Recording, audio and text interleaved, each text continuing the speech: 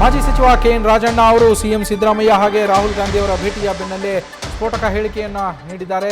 CM Siddaramaiah ಬಳಿಕ Parameshwar CM ಆಗಲಿ ಅಂತೇಳಿ ತುಮಕೂರಿನಲ್ಲಿ ಕೆಎನ್ ರಾಜಣ್ಣ ಮತ್ತೊಂದು ಹೊಸ ಬಾಂಬ್ ಅನ್ನ ಸಿಡಿಸಿರುವಂತದ್ದು. ಬದಲಾವಣೆ ಆಗೋದಾದ್ರೆ ಪರಮೇಶ್ವರ್ ಅವರನ್ನ ಸಿಎಂ ಮಾಡಬೇಕು, ಅವರು ಸಿಎಂ ಆಗಬೇಕು ಅನ್ನೋರು ನಾವು ಅಂತ ಹೇಳಿ ರಾಜಣ್ಣ ಹೇಳಿದ್ದಾರೆ. ಪರಮೇಶ್ವರ್ ಈ ಹಿಂದೆ ಕೆಪಿಸಿಸಿ ಅಧ್ಯಕ್ಷರಾಗಿ 8 ವರ್ಷ ಕೆಲಸ ಮಾಡಲಿಲ್ವಾ ಅವರು? ಅವರನ್ನ ಸಿಎಂ ಮಾಡಿ 2013ರಲ್ಲಿ ಗೆದ್ದಿದ್ದಿದ್ರೆ ಅವರೇ ಸಿಎಂ ಆಗ್ತಾ ಇದ್ರು. ಆದರೆ ಆಗ ಗೆದ್ದಿರಲಿಲ್ಲ, ಹಾಗಾಗಿ ಆಗಲಿಲ್ಲ.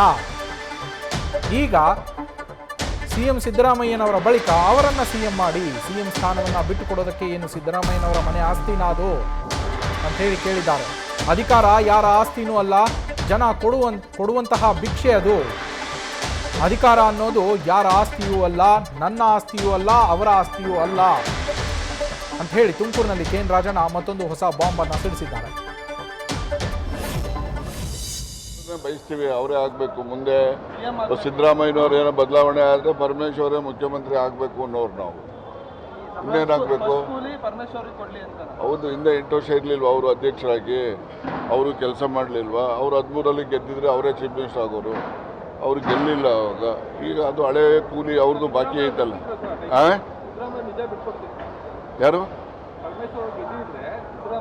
ಏನು ಬಿಟ್ಕೊಳಕ್ಕೆ? ಸಿದ್ದರಾಮಯ್ಯನವ್ರ ಮನೆ ಆಸ್ತಿನ? ಅಧಿಕಾರ ಯಾರ ಆಸ್ತಿನೂ ಅಲ್ಲ, ಜನರು ಕೊಡೋ ಅಂಥ ಭಿಕ್ಷೆ. ಗೊತ್ತಾಯ್ತಾ? ಕೇಳಪ್ಪ, ಇಲ್ಲಿ ಅಧಿಕಾರ ಅಂತಕ್ಕಂಥದ್ದು ಯಾರೊಬ್ಬನ ಆಸ್ತಿನೂ ಇಲ್ಲ, ನನ್ನ ಆಸ್ತಿನೂ ಅಲ್ಲ, ಸಿದ್ದರಾಮಯ್ಯನವರ ಆಸ್ತಿನೂ ಅಲ್ಲ, ಪರಮೇಶ್ವರ ಆಸ್ತಿನೂ ಅಲ್ಲ, ಇನ್ನೊಬ್ಬರದ್ದು ಯಾರ್ದು ರಾಜಕಾರಣಿಗಳ ಆಸ್ತಿ ಅಲ್ಲ.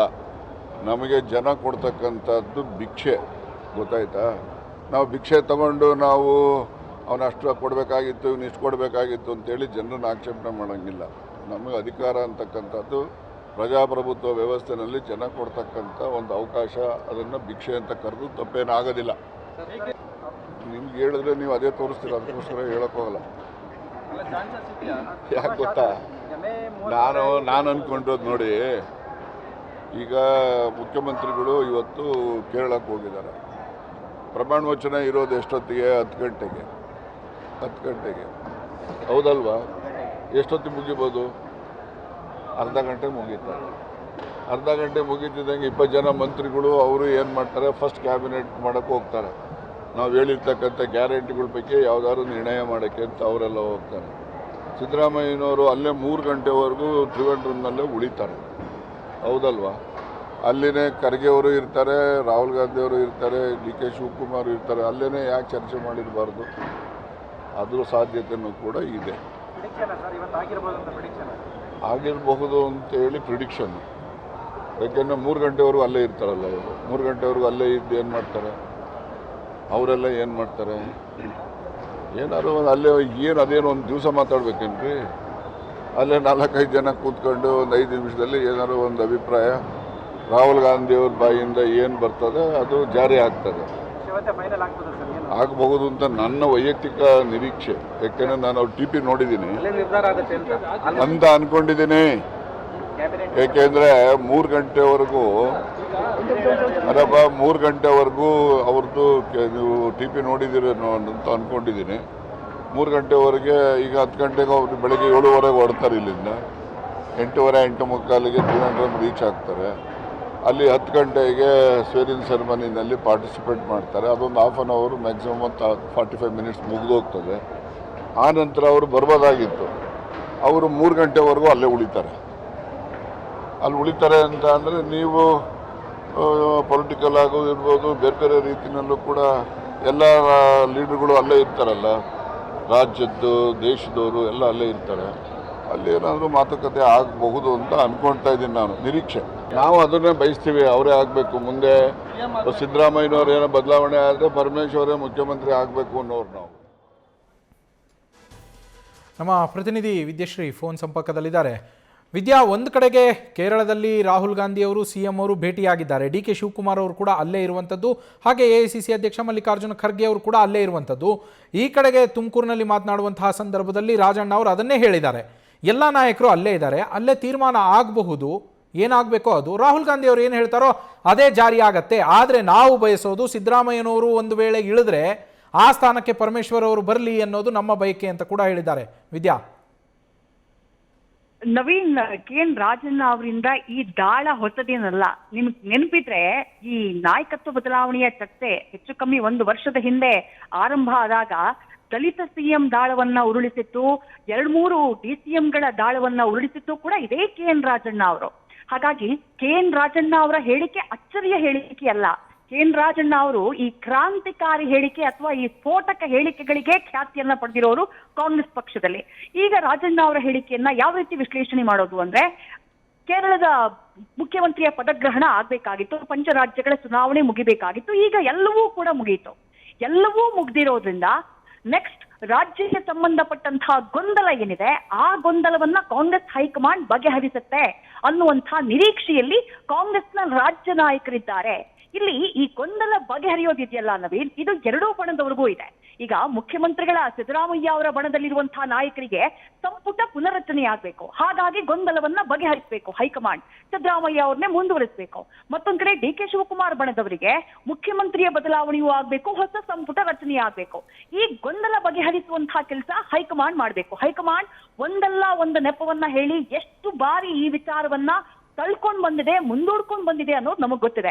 ಈಗ ಕೇರಳದ ಮುಖ್ಯಮಂತ್ರಿಯ ಪದಗ್ರಹಣವೂ ಕೂಡ ಆಗಿರೋದ್ರಿಂದ, ಪಂಚರಾಜ್ಯಗಳ ಎಲ್ಲಾ ಜವಾಬ್ದಾರಿಗಳಿಂದ ಹೈಕಮಾಂಡ್ ನಾಯಕರು ಮುಕ್ತರಾಗಿರೋದ್ರಿಂದ ಅಟ್ಲೀಸ್ಟ್ ಈಗ ರಾಜ್ಯದ ಬಗ್ಗೆ ಅವರು ಗಮನ ಹರಿಸ್ತಾರೆ ಅನ್ನುವಂಥ ನಿರೀಕ್ಷೆಯಲ್ಲಿ ರಾಜ್ಯ ನಾಯಕರಿದ್ದಾರೆ. ಇದೇ ಸಂದರ್ಭದಲ್ಲಿ ರಾಜಣ್ಣ ಅವರು ರಾಜಕಾರಣದ ಚದುರಂಗದ ದಾಳವನ್ನ ಉರುಳಿಸಿದ್ದಾರೆ. ಒಂದು ವೇಳೆ ಮುಖ್ಯಮಂತ್ರಿಯಾಗಿ ಸಿದ್ದರಾಮಯ್ಯ ಅವರೇ ಮುಂದುವರಿಬೇಕು, ಇನ್ ಕೇಸ್ ಬದಲಾವಣೆ ಮಾಡೋದಾದ್ರೆ ಅಗೇನ್ ದಲಿತ ಸಿಎಂ ಪಟ್ಟ ಆಗಬೇಕು, ಪರಮೇಶ್ವರ್ ಅವರಿಗೆ ಅವಕಾಶವನ್ನ ಕೊಡಬೇಕು ಅನ್ನುವಂಥ ಆಗ್ರಹವನ್ನ ಮಾಡಿದ್ದಾರೆ.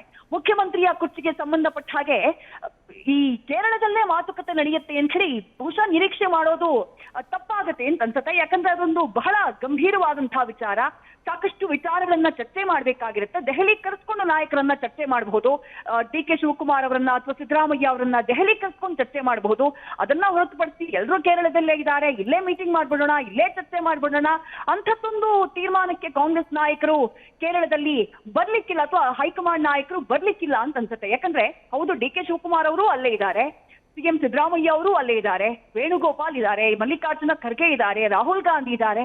ಬಟ್ ಈ ವಿಚಾರ ಬಹಳ ಕರ್ನಾಟಕಕ್ಕೆ ಸಂಬಂಧಪಟ್ಟ ಹಾಗೆ ನಾವು ನೋಡುವಂತಹ ಟೈಮ್ನಲ್ಲಿ ಬಹಳ ಗಂಭೀರವಾದಂತಹ ವಿಚಾರ ಆಗಿರುವಂತಹ ಕಾರಣಕ್ಕಾಗಿ, ಹಲವು ಅಭಿಪ್ರಾಯಗಳನ್ನ ಆಲಿಸುವಂತಹ ಅನಿವಾರ್ಯತೆ ಇರುವಂತಹ ಕಾರಣಕ್ಕಾಗಿ ಬಹುತೇಕ ಕೇರಳದಲ್ಲಿ ಚರ್ಚೆ ಆಗಲಿಕ್ಕಿಲ್ಲ. ದೆಹಲಿಗೆ ಹೋದಂತಹ ನಂತರದಲ್ಲಿ ಮೇ ಬಿ ಈ ಬಗ್ಗೆ ಚರ್ಚೆ ಆಗುವಂತಹ ನಿರೀಕ್ಷೆಯನ್ನ ಇಟ್ಕೊಳ್ಬಹುದೇನೋ ನವೀನ್. ವಿದ್ಯಾ, ಇಲ್ಲಿ ಡೇಟ್ಗಳ ಮೇಲೆ ಡೇಟ್ಗಳನ್ನು ಹೇಳ್ತಾನೇ ಹೋದರು. ಪಂಚರಾಜ್ಯ ಚುನಾವಣೆ ಬಂತು, ಅದರ ಫಲಿತಾಂಶ ಬಂತು, ಇವಾಗ CMಗಳ ಪದಗ್ರಹಣ ಕೂಡ ಮುಗೀತು, ಎಲ್ಲ ಮುಗೀತು. ಇದರ ನಡುವೆ ಈಗ ಕರ್ನಾಟಕದಲ್ಲಿಯೇ GBA ಚುನಾವಣೆ ನಡೆಯುವ ಸಾಧ್ಯತೆಗಳಿದೆ, ಅದರ ಗೊಂದಲಗಳು ಕೂಡ ಇನ್ನೂ ಬಗೆಹರಿದಿಲ್ಲ. ಹೀಗಾಗಿ ಬಹುಶಃ ಈ ಪದೇ ಪದೇ ಹೊಸ ಡೇಟ್ಗಳನ್ನು ನೋಡ್ತಾ ಇದ್ರೆ ಸನ್ನಿ ಡಿಯೋಲ್ ಅವ್ರದ್ದೊಂದು ಡೈಲಾಗ್ ನೆನಪಿಗೆ ಬರುತ್ತೆ, ತಾರೀಖ್ ಪೇ ತಾರೀಖ್ ಅನ್ನೋದು. ಬಹುಶಃ ಈ ವಿಚಾರದಲ್ಲಿ ಅದೇ ಆಗ್ತಾ ಇದೆಯಾ ಅಂತ? ಕಾಂಗ್ರೆಸ್ ಪಾಳ್ಯದಲ್ಲಿನ ಬೆಳವಣಿಗೆ ಅಥವಾ ಹೈಕಮಾಂಡ್ನ ನಡೆ, ಹೈಕಮಾಂಡ್ ಯಾವತ್ತೂ ಕೂಡ ನಾಯಕತ್ವ ಬದಲಾವಣೆಗೆ ಸಂಬಂಧಪಟ್ಟ ಹಾಗೆ ಕಳೆದ ನವೆಂಬರ್ನಿಂದ ಚರ್ಚೆ ತೀವ್ರ ಸ್ವರೂಪವನ್ನ ಪಡೆದಂತಹ ಟೈಮ್ನಲ್ಲೂ ಕೂಡ ಈ ಸಮಸ್ಯೆಯನ್ನ ಬಗೆಹರಿಸುವುದಕ್ಕೆ ಯಾವತ್ತೂ ಆತುರವನ್ನ ತೋರಿಲ್ಲ. ಶೀಘ್ರದಲ್ಲಿ ಇದನ್ನ ಅಟೆಂಡ್ ಮಾಡಬೇಕು ಅನ್ನುವಂತಹ ತರಾತುರಿಯನ್ನ ಕಾಂಗ್ರೆಸ್ ಹೈಕಮಾಂಡ್ ಯಾವತ್ತೂ ತೋರಿತಿಲ್ಲ. ಆರಂಭದಲ್ಲಿ ನೀವು ಉಲ್ಲೇಖ ಮಾಡಿದ ಹಾಗೆ ಜನವರಿ ತಿಂಗಳಲ್ಲಿ ಅಂತಂದ್ರು, ಜನವರಿ ನಂತರ ಸಿದ್ದರಾಮಯ್ಯ ಅವರ ಬಜೆಟ್ ಬಂತು, ಆ ಬಜೆಟ್ ಮುಗಿದ ನಂತರ ಅನ್ನುವಂತಹ ಮಾತುಕತೆಗಳು ಶುರುವಾಯಿತು. ಅದಾದ ನಂತರ ಪಂಚರಾಜ್ಯಗಳ ಚುನಾವಣೆ. ಈಗ ನೀವು GBA ಎಲೆಕ್ಷನ್ ನ ಮೆನ್ಷನ್ ಮಾಡಿದ್ರೆ, ಬಟ್ GBA ಎಲೆಕ್ಷನ್ ನ ನಮಗೆ ನಡೆಸೋದಕ್ಕೆ ಸಮಯಾವಕಾಶ ಬೇಕು, ಮಿನಿಮಮ್ 3-4 ತಿಂಗಳು ನಮಗೆ ಸಮಯ ಕೊಡಿ ಅಂತ ಹೇಳಿ ಕೊಟ್ಟು ರಾಜ್ಯ ಸರ್ಕಾರ ಚುನಾವಣಾ ಆಯೋಗದ ಮೂಲಕ ಸುಪ್ರೀಂ ಕೋರ್ಟ್ಗೆ ಅರ್ಜಿಯನ್ನ ಸಲ್ಲಿಕೆ ಮಾಡುವಂತಹ ಕೆಲಸ ಮಾಡಿದೆ. ಹಾಗಾಗಿ ನೆಕ್ಸ್ಟ್ ಅಕ್ಟೋಬರ್ ವರೆಗೆ CBA ಚುನಾವಣೆ ನಡೆಯೋದು ಡೌಟ್. ಅದಾದ ನಂತರವೂ ನಡೆಯುತ್ತೋ ಇಲ್ವೋ ಅನ್ನುವಂಥದ್ದೇ ಅನುಮಾನ. ಹೇಗಿರುವಂತಹ ಟೈಮ್ನಲ್ಲಿ GBA ಚುನಾವಣೆಯನ್ನ ಇವರು ಅಚ್ಚುವಾಗಿಟ್ಕೊಂಡು GBA ಚುನಾವಣೆ ಆಗ್ಲಿ ಆನಂತರ ಡಿಸೈಡ್ ಮಾಡೋಣ ಅನ್ನುವಂತಹ ನಿರ್ಧಾರಕ್ಕೆ ಹೈಕಮಾಂಡ್ ಬರುತ್ತಾ, ಅಥವಾ ಹೈಕಮಾಂಡ್ ನಾಯಕತ್ವದ ವಿಚಾರ ಏನಿದೆಯೋ ಮಾಡ್ತೀವೋ ಮಾಡಲ್ವೋ ಅನ್ನುವಂಥ ಒಂದು ಕ್ಲಿಯರ್ ಪಿಕ್ಚರ್ ನ ಕೊಡುವಂತಹ ಕೆಲಸವನ್ನ ಮಾಡುತ್ತಾ ಅಂತ ಹೇಳಿ ಕಾದು ನೋಡ್ಬೇಕಿದೆ Naveen. Thank you Vidya. News First ನಿರ್ಭೀತಿಯಿಂದ ನಿಮ್ಮ ಪರವಾಗಿ.